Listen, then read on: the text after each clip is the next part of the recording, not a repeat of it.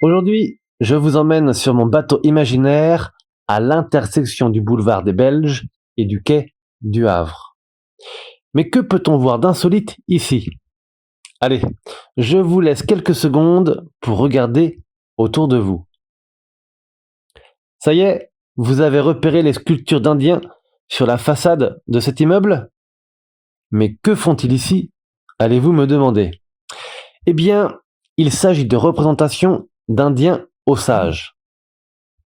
Les Osages sont une tribu d'Amérindiens vivant aux États-Unis, principalement dans le comté d'Osage, en Oklahoma.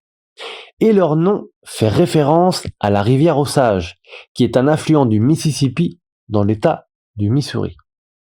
Ces sculptures ont été réalisées en mémoire de la venue de 6 Indiens Osages à Rouen en 1827.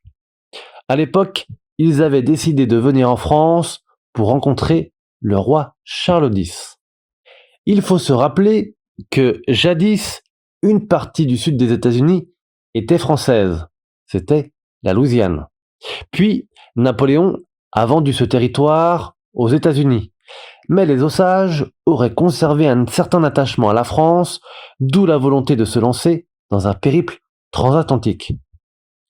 Un groupe d'Osages décide donc de descendre le Missouri pour se rapprocher de la Nouvelle-Orléans. Malheureusement, leur radeau a chaviré et fait perdre les fourrures réunies pour financer la traversée jusqu'en France. Seuls 6 membres du groupe vont continuer l'aventure.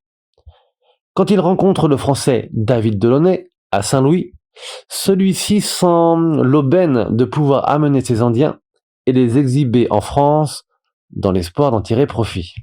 Le Havre, Rouen et Paris seront les principales escales de ces Indiens, qui sont exhibés comme des bêtes de foire par ce même David Delaunay. Heureusement, ce dernier sera envoyé en prison pour escroquerie.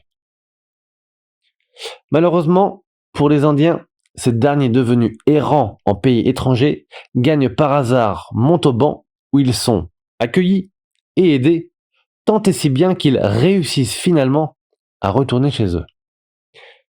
C'est pour cela que vous pouvez voir 4 statues sur la façade de cet immeuble, les 2 femmes du groupe n'étant pas représentées.